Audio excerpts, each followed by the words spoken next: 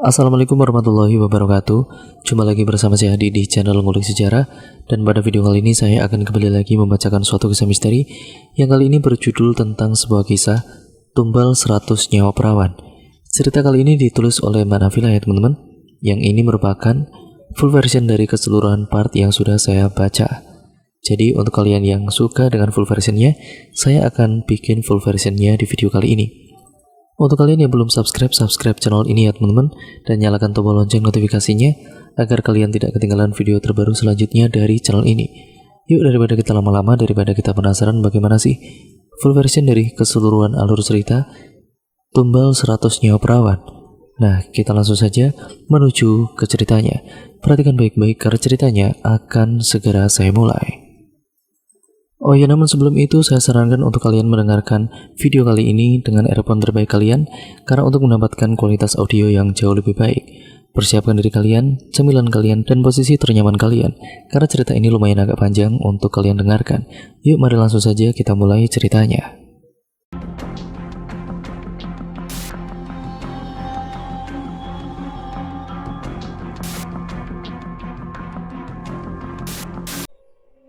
Januari 2008. Kala itu langit mendung dan hujan pun tidak dapat dihindari.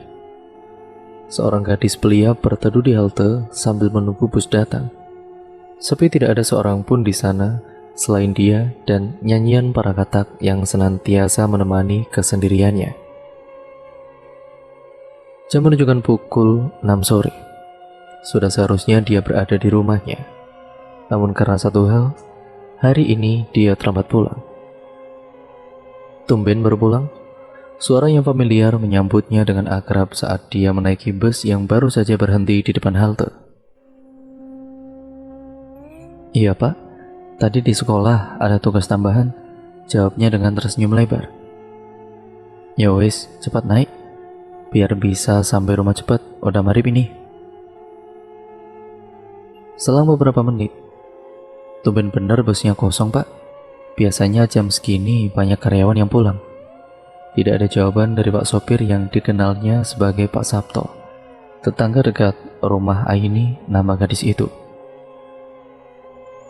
Mungkin dia tidak dengar karena memang Aini duduk di barisan ketiga setelah sopir. Kantuk tidak dapat dihindari dan dia pun terlelap tidur dalam dinginnya udara selepas hujan.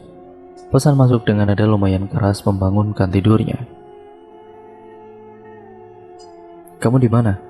Jam segini kok masih belum pulang? Ternyata pesan masuk dari ibunya. Masih di jalan bu, bentar lagi sampai. Pesan gagal terkirim. Ah, lupa isi pulsa. Aini terkejut melihat layar ponselnya menunjukkan pukul 11 malam. Padahal jelas-jelas dia menaiki bus tersebut selepas maghrib. Jadi bagaimana mungkin perjalanan yang biasanya ia tempuh paling lama 1 jam malah menghabiskan hampir 5 jam. Masih dalam keadaan bingung, Aini yang setengah sadar tersentak saat menyadari ada seseorang yang duduk di sampingnya.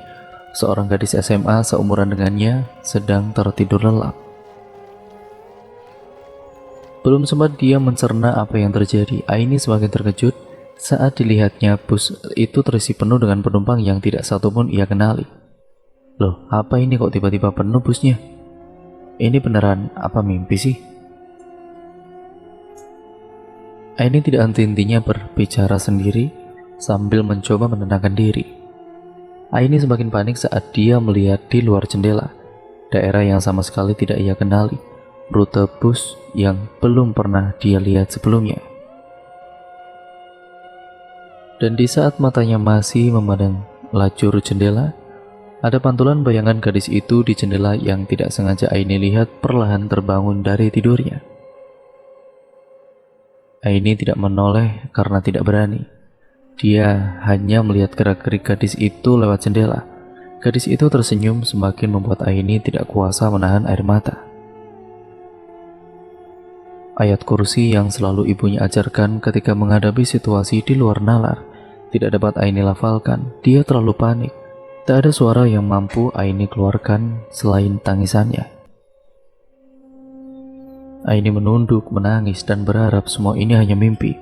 Sampai pundaknya terasa dingin, gadis itu menyentuh pundaknya, berharap Aini ini untuk menoleh padanya, namun Aini tetap tertunduk. "Kak, tidur lagi?"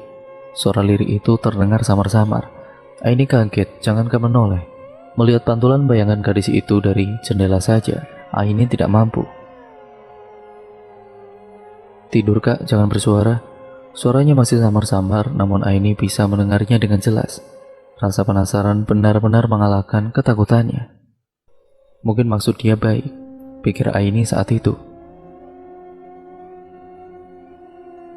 Sampai akhirnya, dia berani melihat bayangan gadis itu dari jendela. Dan alangkah terkejutnya Aini saat yang dia lihat adalah gadis dengan kepala yang hampir terpenggal, lengkap dengan darah yang masih tersembur, dan ironisnya gadis itu masih tetap tersenyum. Aini spontan berteriak sekencang-kencangnya. Dia tidak peduli apa yang dikatakan gadis itu. Dia hanya berharap apapun itu, semoga segera berhenti. Februari 2008. "Gimana Bud? Udah ada kabar?" Budi hanya menggelengkan kepala saat temannya Yusuf menanyakan tentang salah satu teman mereka yang hilang sebulan yang lalu, Aini. "Harusnya aku antar dia pulang, udah sore banget itu. Tapi dia kekeh mau naik bis saja katanya." Budi menyesal saat tahu kalau Aini menghilang sepulang mereka mengerjakan tugas bersama saat itu. "Ya, nggak gitu juga, Bud. Lagian kita mana tahu bakal ada musibah kayak gini. Terus waktu itu kan hujan. Wajar aja dia pilih naik bus daripada basah kuyup naik motor kamu."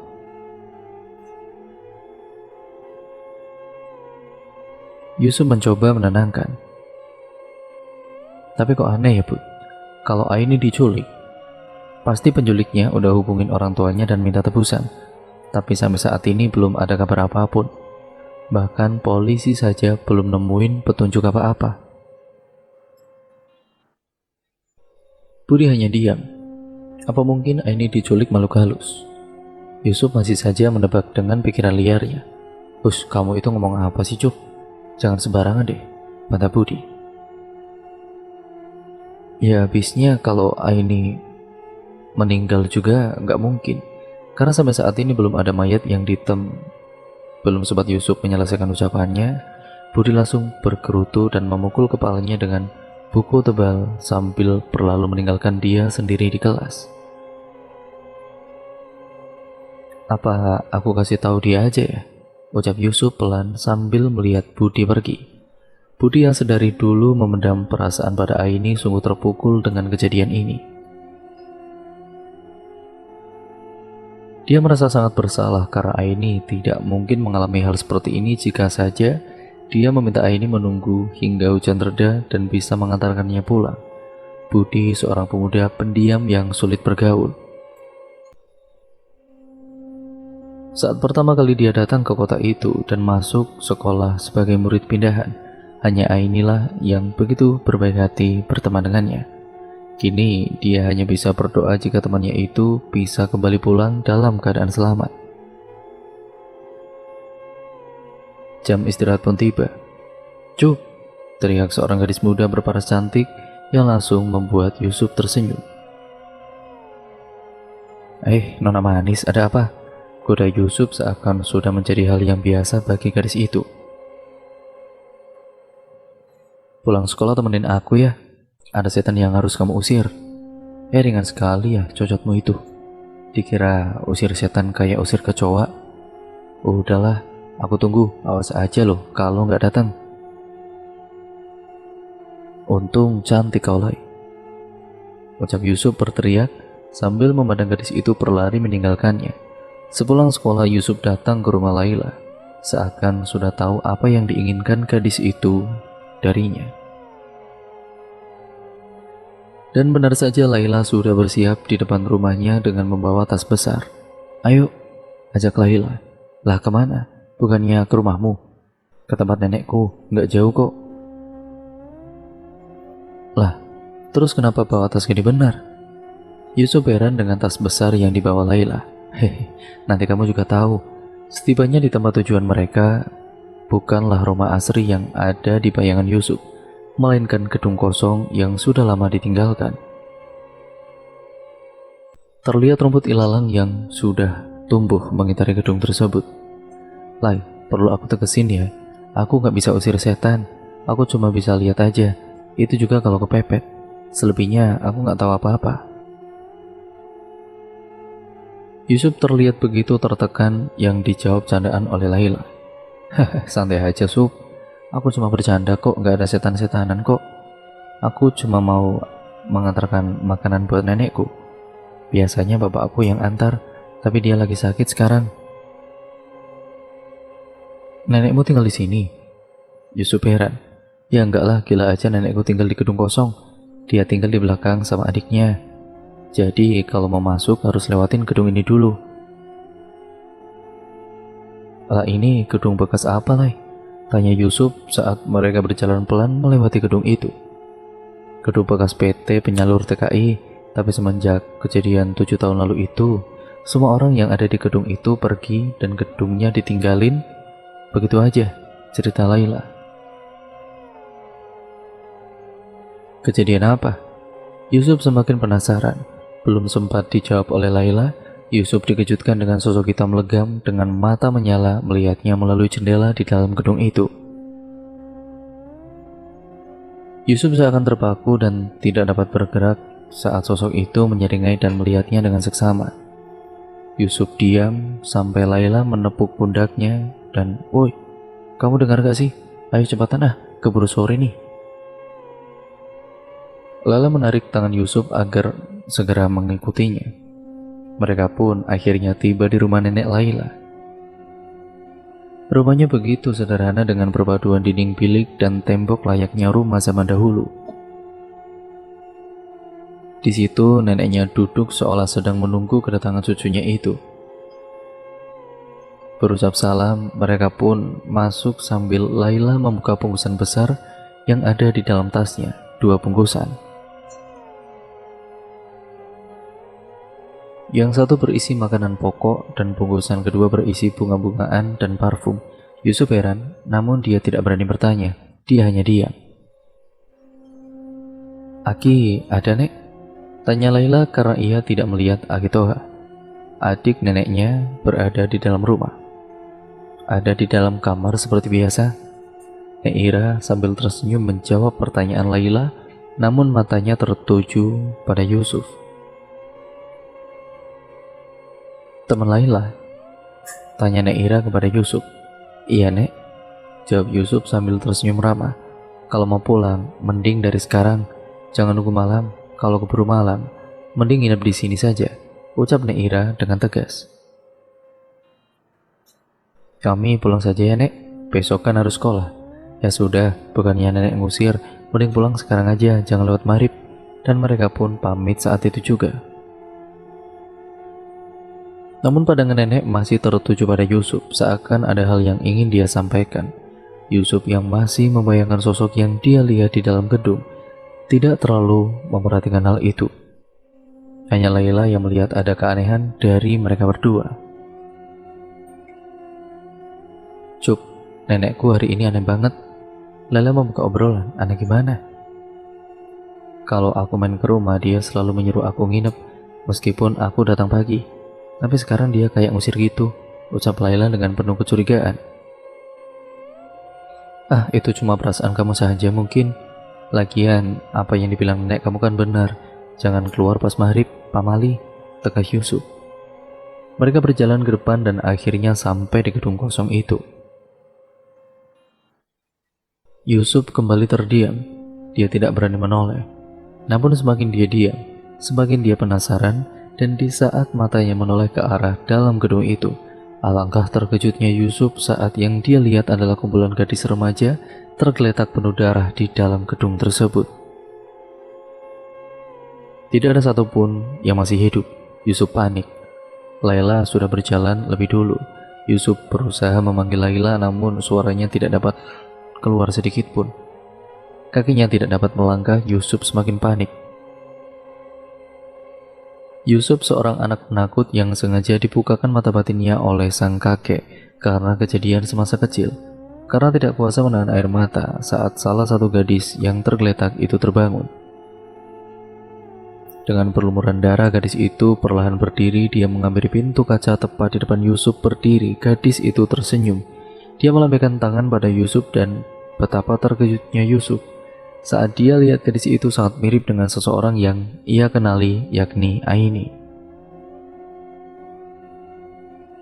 Laila yang sedari tadi berjalan cepat di depan tidak melihat Yusuf di sampingnya, dan saat dia menoleh ke belakang, Laila terkejut saat mendapati Yusuf tergeletak tidak sadarkan diri. Laila berlari menuju rumah nenek untuk meminta bantuan, dan Akitoha yang biasanya tidak pernah keluar kamar pun akhirnya ikut membantu membopong tubuh Yusuf dan segera membawanya ke dalam rumah.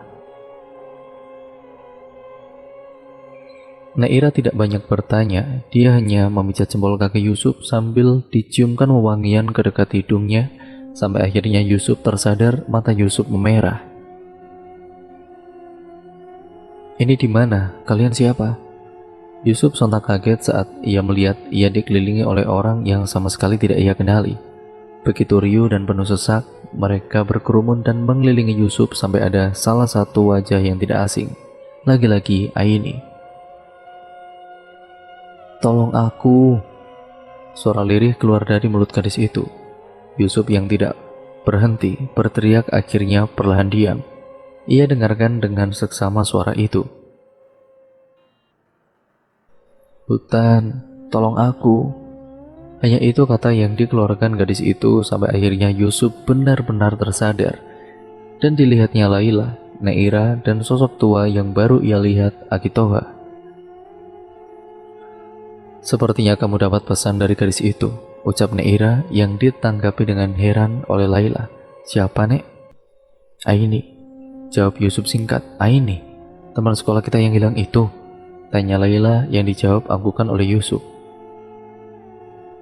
Gadis itu harus menggantikan kakaknya. Neira membuka cerita yang didengarkan seksama oleh Yusuf dan Laila. Akitoha yang melihat Yusuf sudah membaik langsung pamit menuju kamarnya. Neira bercerita kalau gedung di depan dulunya bekas penampungan TKI. Banyak warga sini yang mendaftar, tapi anehnya banyak pula yang ditolak. Si pengelola hanya punya satu syarat, seorang gadis yang belum menikah dan berusia 17 tahun. Tentu saja itu syarat yang sedikit membebani, mengingat di sini banyak anak gadis yang menikah di usia muda atau janda yang sulit mendapatkan pekerjaan. Saking sedikitnya, bahkan gadis di luar desa pun banyak yang datang kemari untuk sekedar mendaftarkan diri.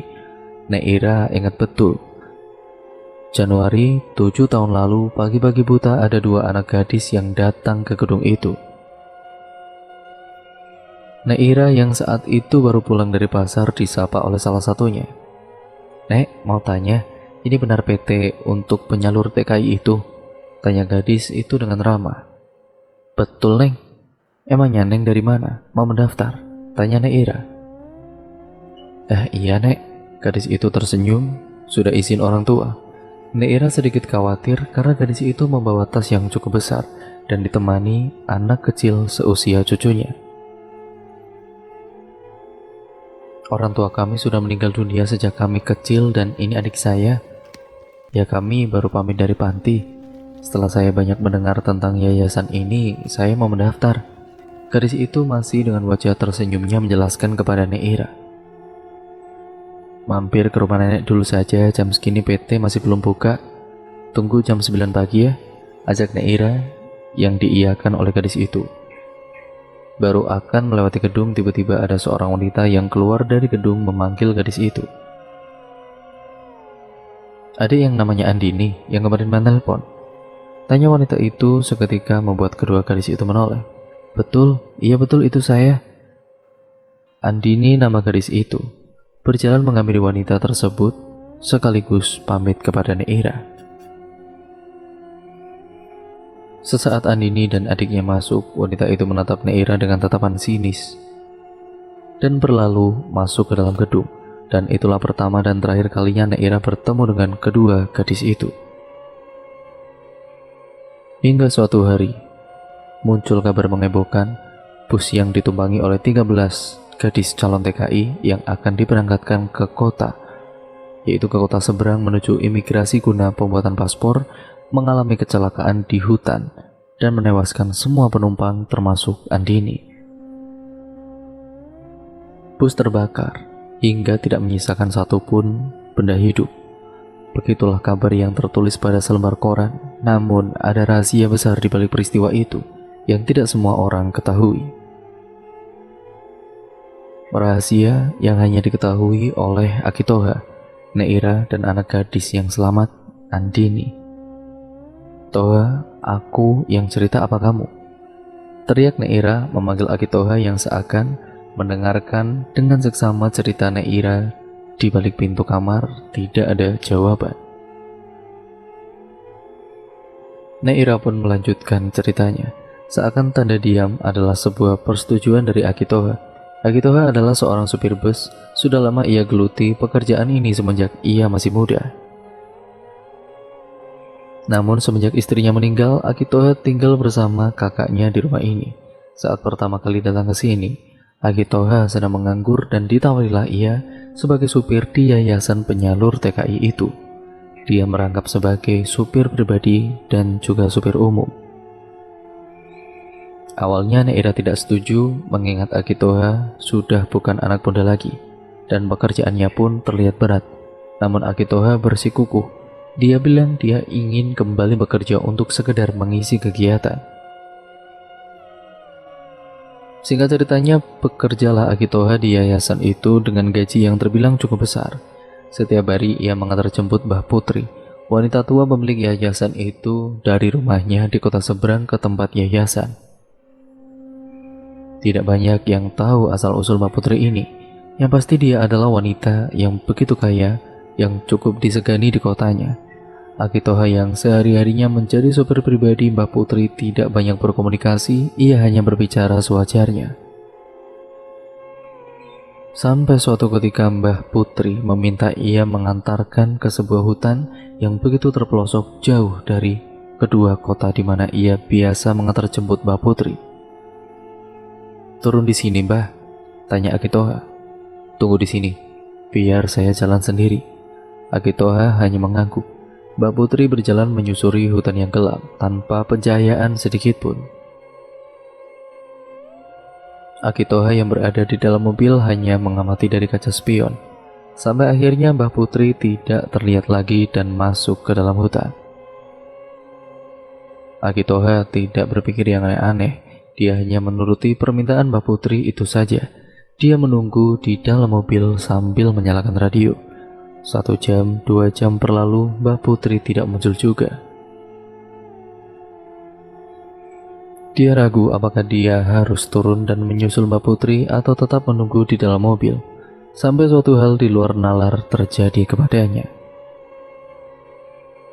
Saat Akitoha menunduk sambil memutar tombol frekuensi radio untuk mendengarkan saluran yang biasa memutar lagu kesukaannya, tiba-tiba sesuatu mengejutkannya. Brak, brak, brak. Kaca mobil samping supir digebrak oleh seseorang yang sekujur tubuhnya dipenuhi darah. Akitoha spontan menoleh dan kaget, bukan kepalang. Dia terlihat serta bertakbir dan sambil berusaha menyalakan mesin mobil. Mobil tidak dapat menyala, Akitoha pun panik. Ia terus membaca setiap ayat suci Al-Quran yang dia hafal, tanpa menggubris sosok tersebut dan tetap berusaha menyalakan mobil. "Pak, tolong saya, Pak. Tolong saya. Saya masih hidup, Pak. Tolong saya, Pak." Teriak sosok itu yang ternyata seorang gadis remaja. Dia berusaha menggebrak kaca mobil dengan tangan kanannya, sambil tangan kirinya menahan darah yang terus mengalir deras dari lehernya. "Tolong, Pak. Tolong saya, Pak." Teriak gadis itu terus-menerus. Akitoha yang masih dalam keadaan bingung kembali melihat sosok itu. Benar saja, dia manusia. Akitoha masih ragu apakah dia harus membuka pintu dan menolong gadis itu, atau dia tetap berada di dalam mobil. Namun hati nurani tidak bisa membohonginya. Saat Akitoha hendak membukakan pintu, gadis itu tiba-tiba histeris dan lari ketakutan. Ia berlari jauh ke depan, masih dengan teriakan yang sama. Gadis itu meminta tolong agar siapapun itu, ia berharap ada yang mau menolongnya. Akitoha yang tidak tega, ia bersiap turun dari mobil. Sampai langkahnya terhenti, ia melihat ada makhluk bertubuh tinggi besar menghadang gadis itu. Makhluk berbulu hitam legam dengan tanduk dan gigi taring yang siap menerkam siapapun di hadapannya. Dengan lahap menghisap darah gadis itu, seakan itu adalah makanan kesukaannya. Akitoha yang masih tidak bisa dapat mencerna apa yang telah ia saksikan dengan mata kepalanya sendiri, langsung dikagetkan dengan pintu belakang yang terbuka.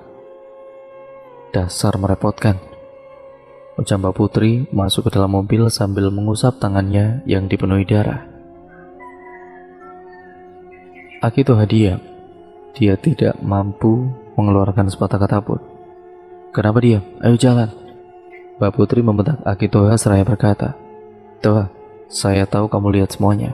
Saya minta apapun itu, simpan ceritamu sampai liang lahat. Akitoha mengangguk. Dia tidak mengerti apa yang baru saja terjadi. Namun yang pasti ia tidak bisa simpan cerita itu sendiri hingga ia ceritakan semuanya kepada sang kakak. Dari awal, Neira sudah bisa mencium gelagat yang mencurigakan pada yayasan itu dan meminta Akitoha untuk segera berhenti bekerja. Namun Akitoha saat itu menolak karena ia takut akan terjadi hal-hal yang tidak diinginkan pada mereka berdua. Terlebih rumah kakaknya itu tepat di belakang gedung yayasan tersebut. Setelah kejadian itu, Akitoha tidak lagi ditugaskan untuk mengantar jemput Mbah Putri. Kini ia dialih tugaskan sebagai supir logistik. Setiap hari mengantar dan menjemput barang untuk keperluan yayasan termasuk bahan pokok dan lainnya. Aki, saya boleh ikut ke pasar? Sapa seorang gadis yang keluar dari yayasan ketika ia melihat Akitoha bersiap untuk berangkat. Mau beli apa, Neng? Biar saya yang belikan saja. Akitoha paham betul jika setiap calon TKI dilarang untuk pergi keluar yayasan selama masa pelatihan. Gadis itu tertunduk lesu. Ya sudah, boleh naik sini. Akhirnya Akitoha mengizinkan gadis itu untuk ikut ke dalam mobil baknya itu. Di perjalanan, gadis itu begitu sumringah, bahagia seakan semua beban hidupnya menghilang. Mau beli apa sih, Neng? Kok bisa seneng gitu? Tanya Aki. Hehe, sebenarnya saya gak mau beli apa-apa, Ki. Saya mau ikut ke pasar karena di samping pasar itu tempat tinggal saya dan adik saya. Sudah lama saya gak ketemu dia, semenjak hari pertama saya datang ke yayasan, cerita gadis itu. Hanya adik saja, kamu gak kangen sama ibu bapakmu? Saya tinggal di panti, Aki. Gadis itu kembali tersenyum. Akitoha hanya menatap Iba. Waktu saya datang ke yayasan, adik saya maksa ikut. Akhirnya saya ajak dia. Tapi sore harinya, ibu panti datang dan menjemput dia pulang. Saya tidak bisa telepon atau sekedar nanya kabar adik saya kangen banget, Aki. Akitoha tersenyum mendengar cerita gadis itu. Nama kamu siapa? Tanya Aki. Andini, Aki. Jawabnya sambil tersenyum ceria. Setelah sampai di pasar, Andini meminta izin untuk menuju panti yang letaknya berdampingan dengan toko kelontong. Andini menunjuk panti itu kepada Aki dan berjanji akan kembali setelah 30 menit. Aki mengiyakan dan mereka pun turun dari mobil. Setelah selesai mengambil pesanan di toko langganan yayasan, Aki berdiri di samping mobil menunggu Andini keluar. Lama ia menunggu gadis itu tidak kunjung keluar. Aki sempat khawatir. Bagaimana jika gadis itu kabur? Apa yang akan dia katakan kepada Ibu Nuri, pengurus yayasan yang telah diberi mandat oleh Mbak Putri? Tidak seharusnya aku mengizinkan anak itu ikut ya, sesal Aki. Namun ya, perasaannya begitu lega saat ia lihat Andini keluar pagar rumah panti, diantar oleh seseorang wanita berkerudung panjang. Mereka berpelukan. Andini terlihat mengusap air matanya dan mengangguk soal dia mengerti maksud perkataan ibu itu. Tidak ada sosok anak kecil di situ. Aki sedikit penasaran, kenapa adiknya tidak ikut mengantar sang kakak keluar. Andini kemudian menghampiri Akitoha dan meminta maaf karena menunggu lama. Aki hanya mengangguk dan mengajak Andini untuk cepat masuk ke dalam mobil. Dalam perjalanan, sosok Andini berubah total. Seorang gadis ceria kini diam seribu bahasa. Akitoha tidak mau terlibat lebih jauh. Dia hanya fokus ke jalanan dan fokus pada tugasnya di awal. Adik saya diadopsi, Aki, ucap Andini dengan berlinang air mata. Aku diam seraya berkata, ya bagus dong. Jadi kamu gak akan khawatir kalau sudah mau berangkat. Ia coba menghibur.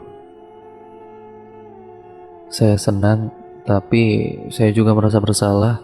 Baru beberapa minggu saya tinggal, ini sudah ada yang mau mengadopsi. Mungkin selama ini banyak orang tua asuh yang ingin mengadopsi dia, tapi terhalang karena mereka juga harus membawa saya. Andini mencoba menahan air matanya. Kalau kamu berpikir seperti itu, nggak akan ada rasa syukurnya. Saat ini yang pasti adikmu sudah ada di tempat yang bagus, sudah ada yang urus, bisa sekolah sampai lulus. Nah sekarang tinggal kamu yang berusaha buat masa depan kamu.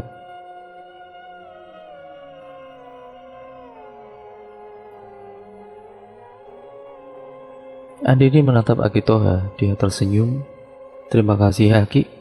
Suasana hati Andini kembali ceria. Mereka pun sudah kembali pulang ke yayasan sebelum maghrib tiba. Di pagi hari sebelum kecelakaan, Bu Nuri meminta Akitoha yang menjadi sopir bus untuk membawa para calon TKI ke kota seberang. Tanpa rasa curiga ataupun prasangka buruk, Aki mengiyakan. Mobil berangkat pada malam hari untuk menuju rumah besar Mbah Putri yang jaraknya memang tidak jauh dari gudang imigrasi. Agar para calon TKI bisa bermalam terlebih dahulu sehingga esok pagi bisa datang tepat waktu. Dari 13 calon TKI itu, ada Andini yang ikut dalam perjalanan. Saat mereka berpapasan, Andini terlihat begitu bahagia. Ia tersenyum kepada Aki seakan hari itu adalah hari yang paling ia tunggu-tunggu. Semuanya berjalan normal, namun di tengah perjalanan, ada mobil yang memotong jalur bus dan berhenti tepat di depannya. Aki sontak mengerem mendadak dan semua penumpang pun terbangun dari tidurnya. Aki hafal betul mobil sedan itu, mobil Mbah Putri. Seseorang turun dari kursi pengemudi, dilihatnya sosok yang tidak asing. Seseorang yang dia kenal, yaitu Sabto, rekan sesama sopir di yayasan itu yang sekarang menjadi sopir pribadi sekaligus asisten Mbah Putri. Dari sini biar aku saja yang bawa, ucap Sabto yang menghampiri Aki. Terus Mbak Putri, ya kamu yang bawa, ayo cepetan turun. Sudah, nggak ada waktu. Dan nanti kau ikutin bus ini di belakang ya. Aki menuruti permintaan Sabto tanpa bertanya lebih lanjut. Namun Aki sedikit takut karena semenjak kejadian itu, ini kali pertama dia bertemu lagi dengan Mbah Putri. Selamat malam, Mbah. Aki langsung masuk ke dalam mobil dan duduk di kursi pengemudi. Mbak Putri tidak menjawab apapun. Dia hanya diam. Bus pun melaju dengan kecepatan yang lumayan tinggi. Begitu pula mobil sedan yang dikemudikan oleh Aki. Di perempatan lampu merah, bus yang seharusnya lurus menuju rumah Mbak Putri tiba-tiba berbelok ke arah kiri, yang membuat Aki bingung. Apa Sabto salah jalan? Bisik Aki pelan pada dirinya sendiri.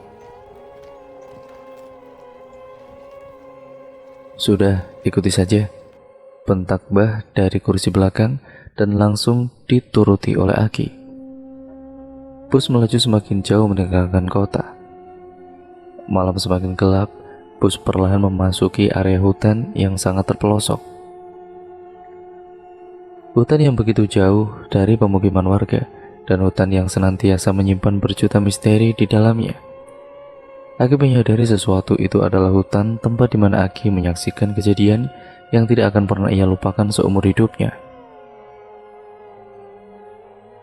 Para gadis yang tertidur pulas itu tidak pernah menyadari jika jalur bus yang mereka tumpangi bukan menuju tempat yang mereka bayangkan, melainkan perjalanan panjang mereka menuju maut yang siap menjemput.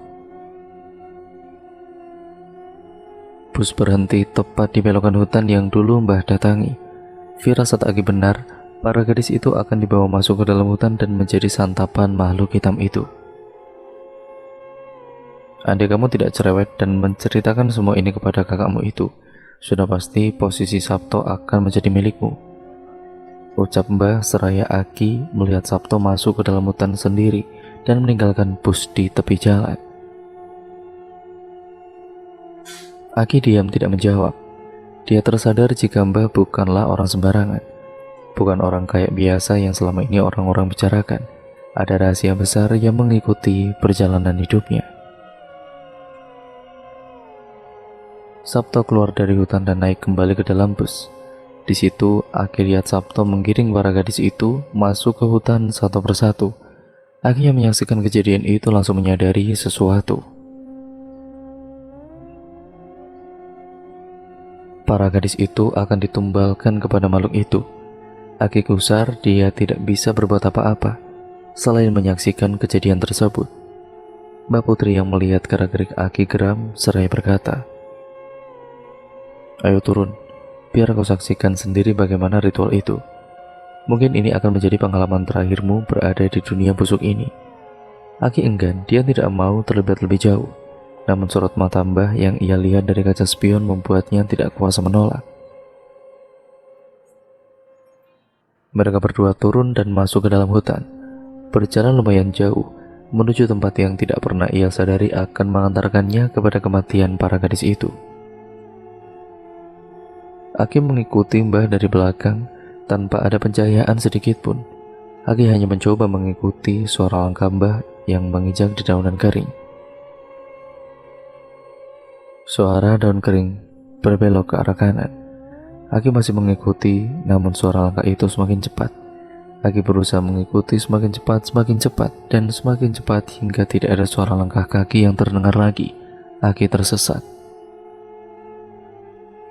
Dalam langkahnya dia terus berdoa memohon perlindungan pada Yang Maha Kuasa.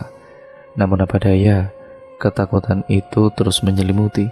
Pundak Aki ditepuk dari belakang dengan sangat kerasnya.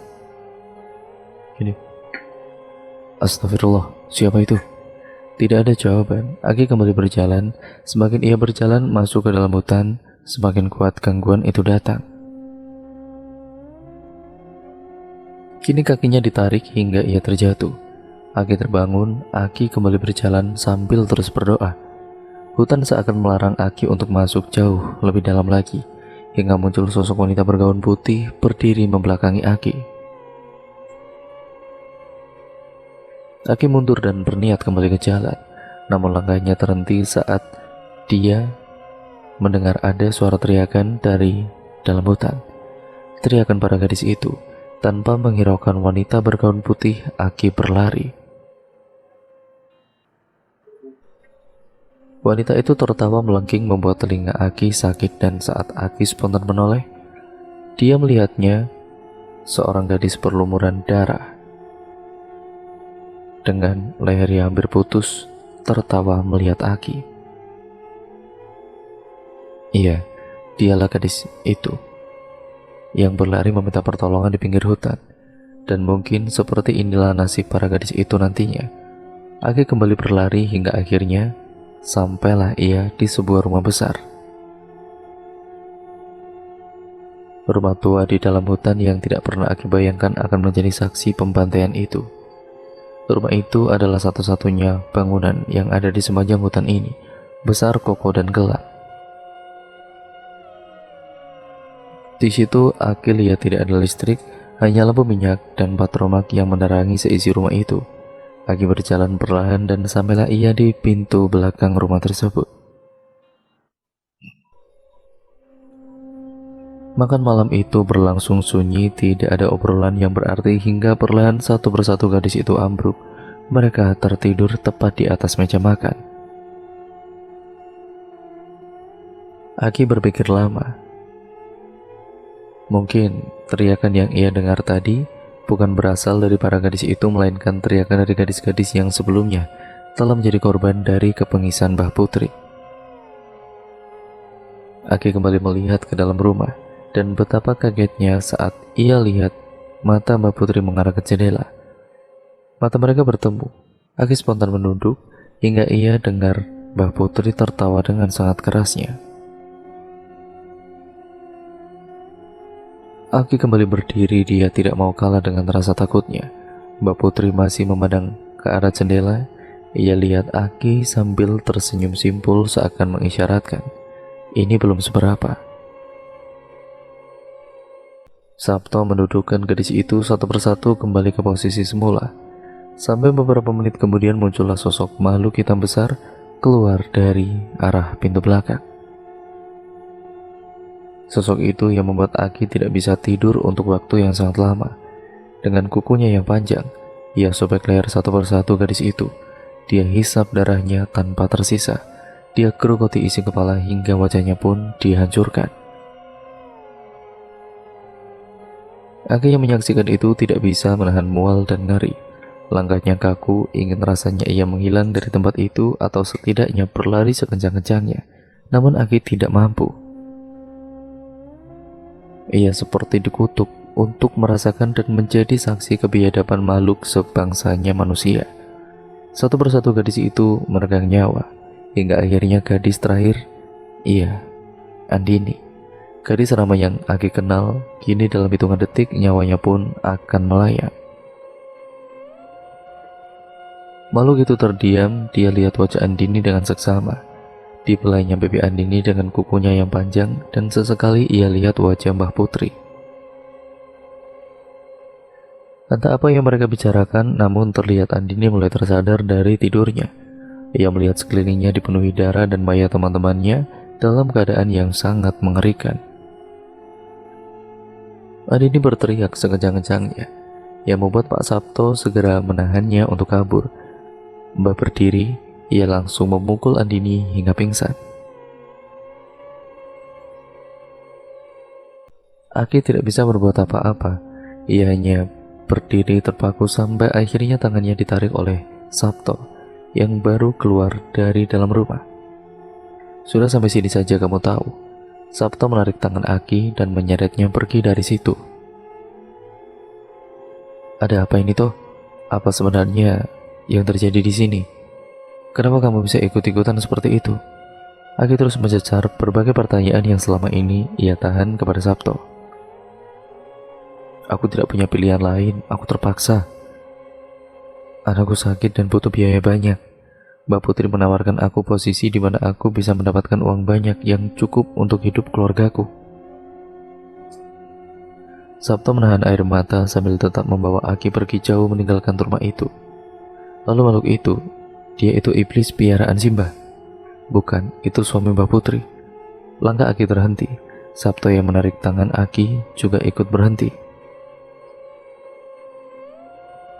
Mereka dulu orang biasa, sama seperti kita. Namun karena hasutan iblis, mereka bersekutu untuk mendapatkan harta yang sekarang ini mereka miliki. Dengan bayaran yang sangat mahal, 100 nyawa perawan. Yayasan itu hanyalah kedok saja. Simba telah melakukan hal itu sejak lama. Saat itu tengah waktu yang diberikan kepada mereka habis, membuat suami Simba berubah menggantikan iblis itu. Dan jika dalam purnama ke-10 nanti kesepakatan 100 nyawa itu belum terpenuhi juga, maka giliran Simba yang akan berubah menyerupai suaminya, cerita Sabto. Kapan purnama ke-10 itu? Malam ini. Lalu apa yang terjadi barusan? Sepertinya suami Simba tertarik pada gadis itu. Dia menginginkan gadis itu untuk menemaninya di hutan ini, yang tentu saja ditolak keras oleh Simba. Dia adalah gadis ke-100, lanjut Sabto. Aki terdiam, ia tidak tahu harus merespon seperti apa setelah mendengar cerita yang mengerikan itu. Suara teriakan terdengar begitu keras berasal dari rumah itu. Bukan suara Andini, melainkan suara Mbah Putri. Kamu cepat pergi dari sini. Sembunyi sebisamu dan jangan pernah muncul lagi di hadapan Simba. Sabto melepas pegangannya dan berlari kembali ke rumah besar itu. Aki yang terus mendengar teriakan itu berlari keluar hutan. Dia ingin cepat pergi dari tempat yang ia rasakan seperti neraka. Dan cerita Aki Toha berakhir sampai di sini. Yusuf dan Laila masih tidak percaya dengan apa yang mereka dengar. Lalu bagaimana nasib yayasan itu setelahnya? Laila bertanya kepada Neira penasaran. Ya, yang seperti kita tahu, gosip dari mulut ke mulut tersebar begitu cepat. Banyak calon TKI yang kabur setelah mengetahui nasib mereka akan seperti apa. Dan banyak pula para orang tua dan kerabat yang menjemput mereka dari penampungan. Cerita Neira. Dan Mbak Putri bagaimana dengan dia? Yusuf bertanya menimpali. Tidak ada yang tahu nasib dia dan Sabto setelahnya. Setelah kejadian itu, Toha menghilang selama beberapa tahun. Nenek sudah mencari dia kemanapun. Sudah lapor polisi tapi hasilnya nihil. Lalu nenek ingat, nenek punya teman yang ngerti hal-hal seperti itu. Kamu pasti mengenalnya. Neira melihat ke arah Yusuf. Kakekmu, Ki Rusman. Neira menunjuk gelang yang dikenakan oleh Yusuf. Itu dari kakekmu kan? Yusuf mengangguk. Kakekmu berhasil menemukan Toha di desa seberang, di sebuah gubuk dalam keadaan yang hampir seperti orang gila. Namun berkat pertolongan dari Allah melalui kakekmu, Toha berhasil selamat dan hidup sampai saat ini. Cerita Neira. Terus kenapa ini muncul di mimpi Yusuf, Nek? Laila kembali tidak mampu menahan rasa penasarannya. Neira diam dan melihat ke arah Yusuf. Karena aku yang menjadi saksi saat malam itu dia dijemput. Yusuf tertunduk dan membuat Neira dan Laila saling memandang bergantian dan hening. Dan Yusuf mulai bercerita. Saya sedikit lupa, Nek, tapi sore itu saya pulang terlambat karena ada tugas OSIS. Dan saat saya melewati kelas 2 IPA 3, saya lihat Budi dan Aini masih berada di kelas. Saya tidak terlalu perhatiin karena memang di kelas lainnya pun masih ada yang belum pulang. Saat hampir maghrib, hujan turun lumayan deras. Saya putuskan untuk pulang. Saat saya lari menuju halte bus, saya lihat Aini di sana. Saat ada mobil kijang berhenti di depan Aini, dia naik sambil tersenyum. Saya pikir itu emang sengaja dijemput, tapi selang beberapa menit saya lihat mobil itu sudah nggak ada. Padahal seharusnya masih terlihat ke arah rumah Aini itu lurus dan lumayan jauh dari belokan. Yusuf berusaha mengingat kejadian yang dia lihat sebulan yang lalu. Itu Sabto. Akitoha keluar dari kamar, membuat semua yang ada di situ melihat ke arahnya. Sudah lama ia mengincar gadis itu. Kakaknya yang selamat dari pembantaian harus digantikan dengan darah yang sama, yaitu adiknya. Tepat di bulan Januari tahun ini, gadis itu genap berusia 17 tahun. Sabto akan mengantarkannya ke Mbah Putri. Mbah Putri masih hidup, Neira yang sekarang bertanya. Tentu saja dia masih hidup. Dia menjadi makhluk menyerupai iblis seperti suaminya, dan mereka hidup di hutan bersama budak mereka, Andini. Dan membawa Aini kepada Mbah Putri adalah jalan satu-satunya bagi Sabto untuk terbebas dari semua kutukan itu. Mata Akitoha memerah, tersirat kebenciannya yang begitu besar kepada keluarga itu. Lalu apakah Aini bisa selamat, Ki? Saat ini mungkin masih. Ritual itu harus dilakukan di malam purnama. Besok lusa, ucap Neira. Semua terdiam. Akitoha berpikir lama. Aku harus menebus dosaku, Mbak. Ini kesempatan aku untuk bisa menghentikan mereka dan menyelamatkan gadis itu. Aki menatap sendu kakaknya itu. Neira diam. Dia sangat paham betapa menderitanya adiknya itu selama 7 tahun ini dihantui oleh iblis di setiap malamnya. Aku ikut, tegas Neira. Saya juga. Yusuf tidak mau kalah. Disusul Laila yang meminta ikut juga. Akhirnya telah diputuskan besok lusa mereka akan pergi ke hutan itu. Isya telah terlewati. Sepertinya Yusuf dan Laila memang harus menginap malam itu. Namun tiba-tiba pintu diketuk. Assalamualaikum. Salam seorang laki-laki dari balik pintu. Waalaikumsalam. Semua yang berada di dalam rumah menjawab salam itu, seakan itu suara yang mereka kenal. Rusman, ucap Neira saat membukakan pintu yang membuat semua orang di situ menoleh ke arahnya.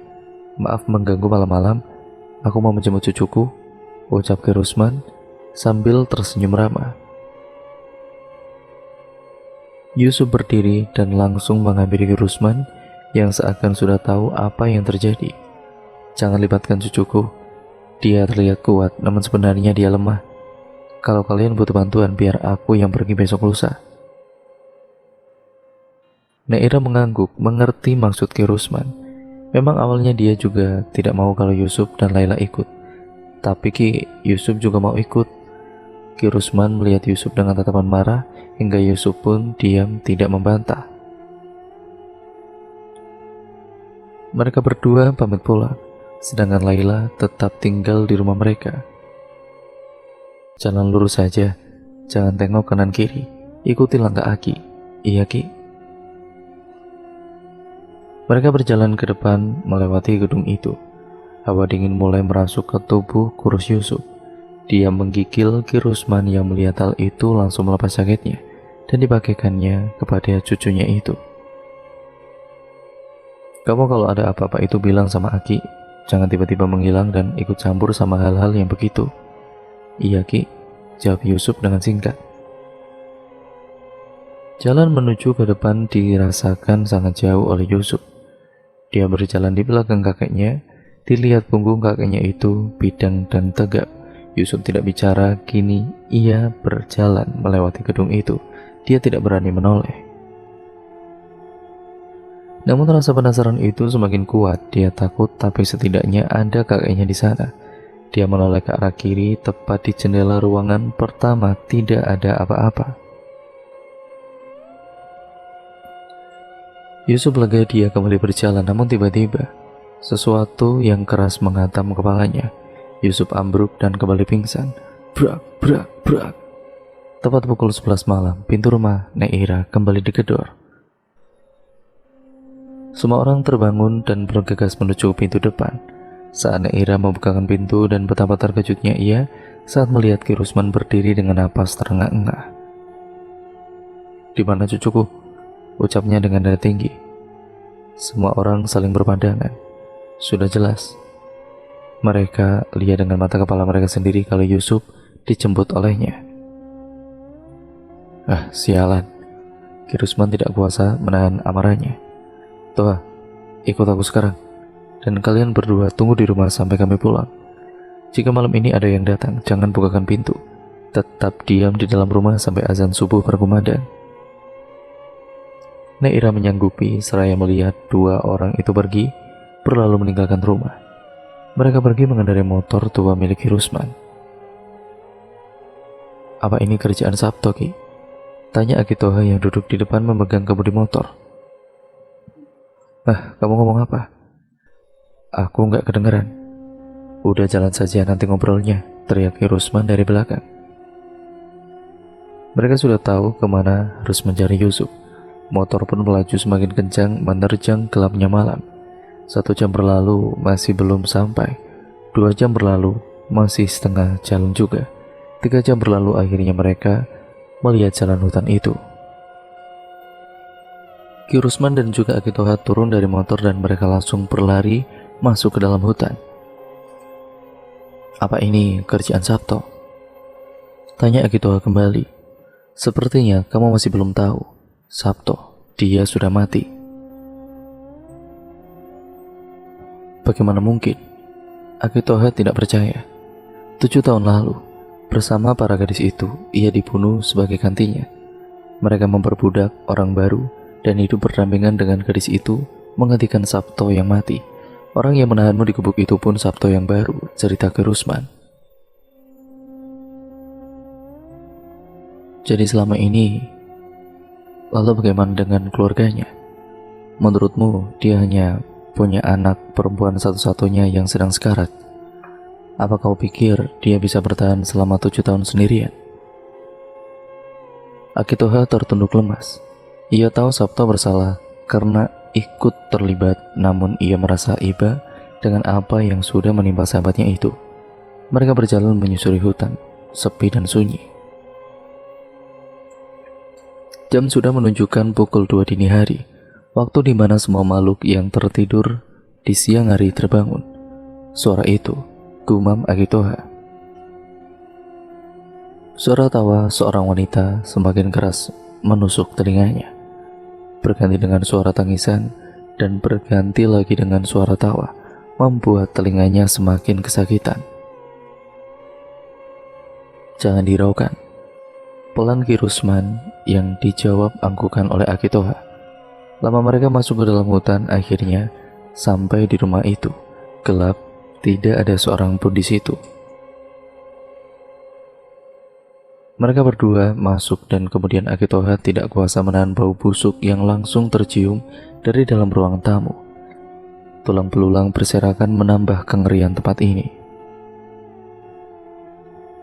Sepertinya tempat ini memang tidak terjamah oleh manusia.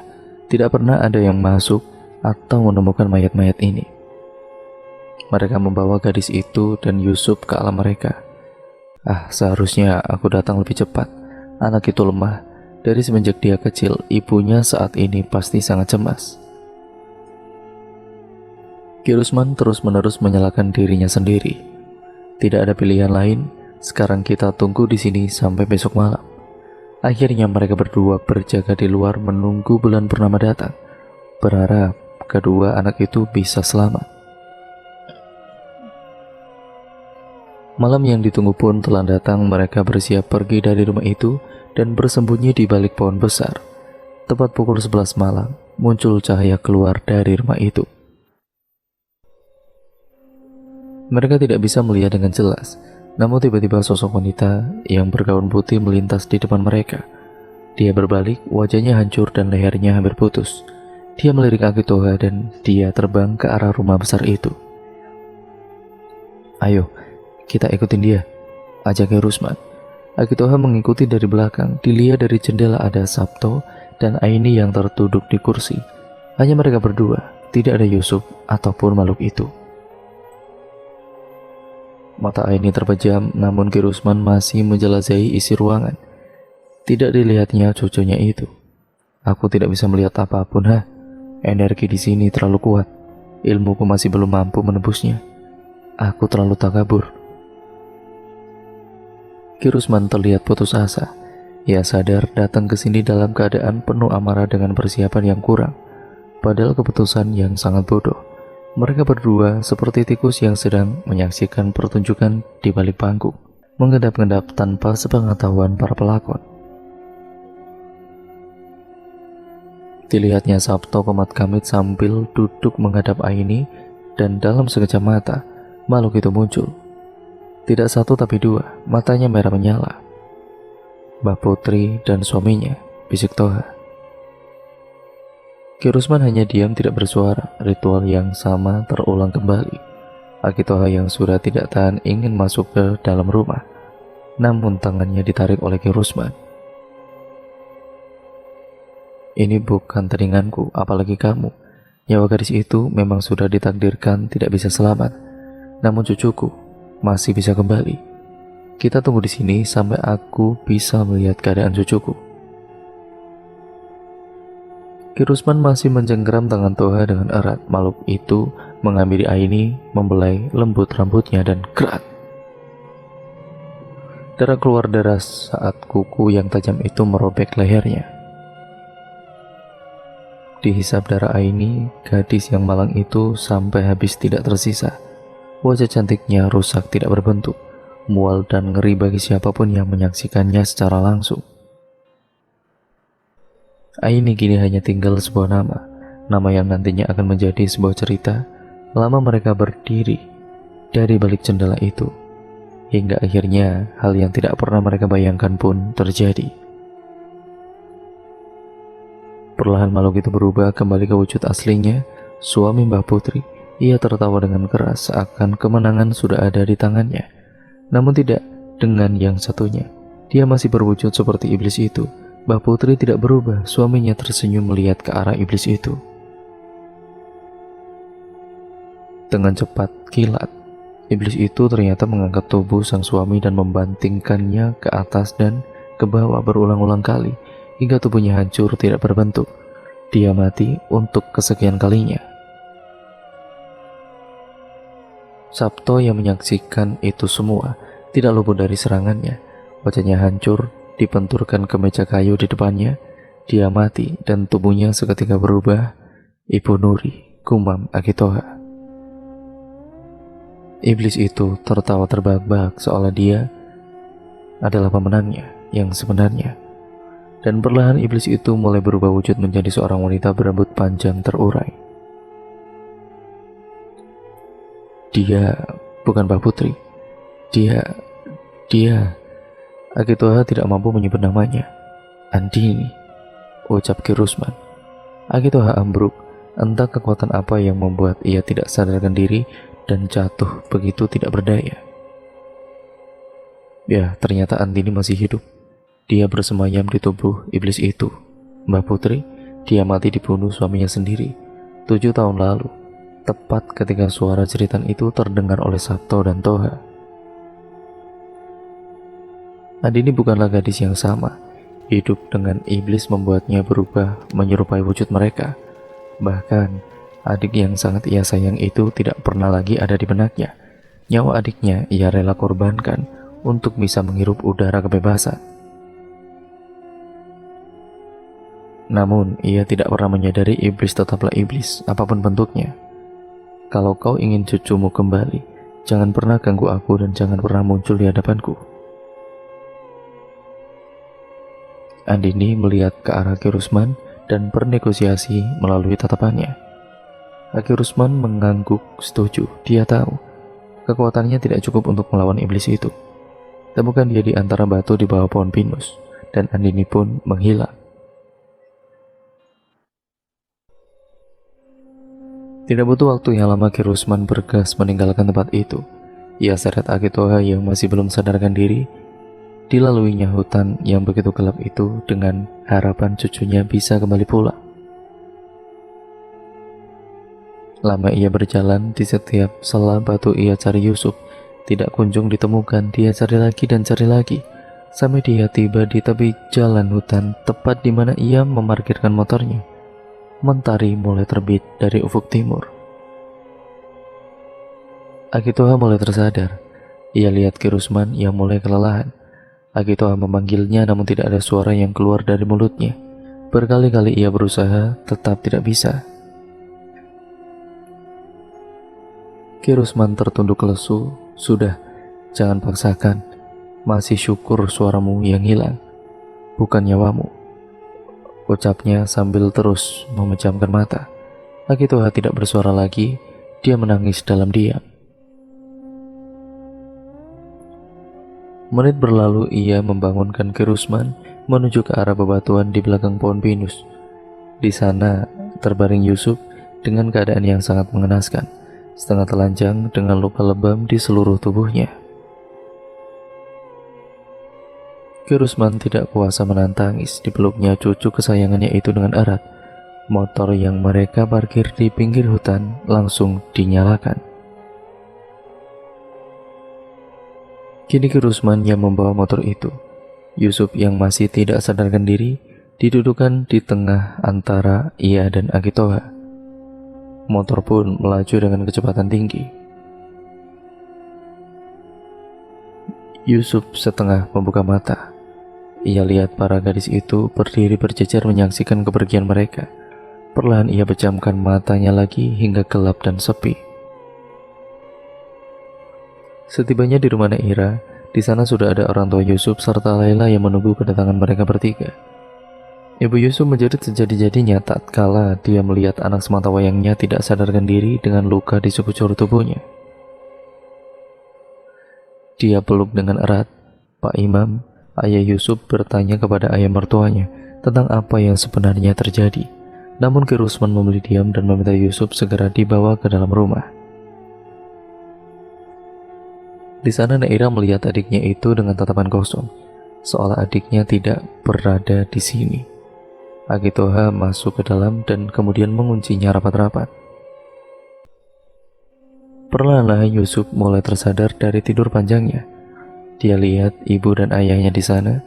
Yusuf menangis dan menangis sejadi-jadinya. Tidak ada satu kata pun yang keluar dari mulutnya selain tangisan itu. seolah ia telah kembali dari tempat yang ia rasakan seperti neraka. Mei 2019.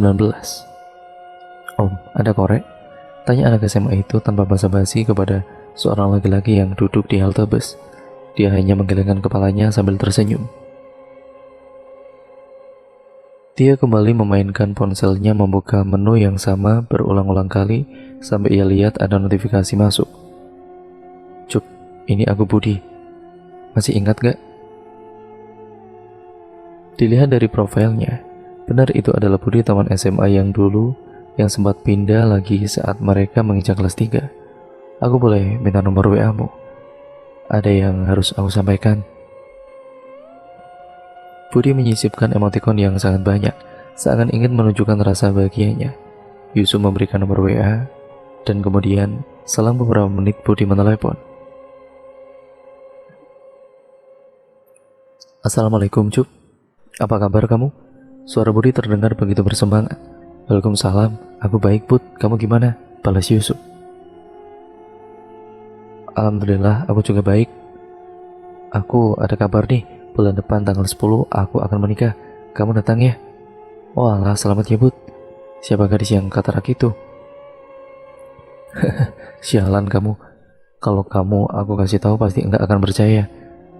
Aku baru bertemu dengannya lagi ya tahun lalu. Siapa? Yusuf semakin penasaran. Nanti aku kirim undangannya lewat WA. Sudah dulu ya Cuk, salonku sebentar lagi datang ke rumah. Ini aku lagi di jalan bawa mobil. Nanti aku telepon lagi. Budi menutup teleponnya. Setelah beberapa menit, pesan WA dari Budi masuk dan perlahan Yusuf buka. Dia lihat nama di undangan itu, Aini dan Budi. Yusuf diam. Ia lihat foto wanita itu dari undangan yang dikirimkan Budi. Dilihat lagi sorot matanya, itu bukan Aini.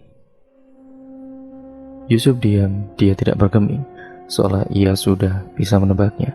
Tidak lama kemudian, mobil sedan berhenti di depannya. Ayo naik, ajak wanita di dalam mobil itu. Yusuf duduk di kursi penumpang, ia lihat perempuan cantik itu. Ada yang ingin ia sampaikan. Namun sebelum Yusuf membuka suara, ia berkata, WA grup alumni SMA sedang ramai, apa Budi nggak pernah dengar kabar?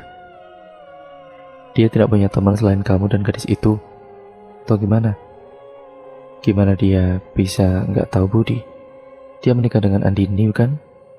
Yusuf lihat perempuan yang tidak lain adalah istrinya, Laila. Ia tersenyum. Mobil sedan itu berlalu meninggalkan halte bus di depan SMA tempat Yusuf bersekolah dahulu, meninggalkan bayangan seorang gadis cantik yang tersenyum memandang kawan lamanya dari kejauhan. Kita doakan saja yang baik-baik saja ya. Semoga mereka bisa bahagia. Amin. Dan cerita pun akhirnya selesai sampai di sini ya teman-teman. Terima kasih untuk kalian semua yang sudah menyimak video kali ini dan cerita kali ini. Untuk kalian yang penasaran bagaimana dengan cerita selanjutnya, kalian tentu saja harus subscribe channel ini dulu dan nyalakan tombol lonceng notifikasinya. Terima kasih atas dukungan kalian yang sudah lama sekali ya teman-teman, yang dari awal sampai sekarang ini. Tanpa kalian channel ini tidak bisa sampai sekarang ini. Jangan lupa untuk kalian like, comment, dan share. Serta ya, untuk kalian yang memiliki pengalaman horor, kalian bisa mengirimkan ceritanya di alamat email kami yang sudah tertera di kolom deskripsi video kali ini. Bagaimana menurut kalian cerita kali ini? Kalian bisa komen di kolom komentar. Dan jangan lupa pula untuk kalian terus stay tune di channel ini, karena channel ini akan memberikan cerita-cerita horor kepada kalian semua setiap harinya. Terima kasih ya teman-teman, kurang lebihnya mohon maaf. Sampai berjumpa di video terbaru selanjutnya. Wassalamualaikum warahmatullahi wabarakatuh.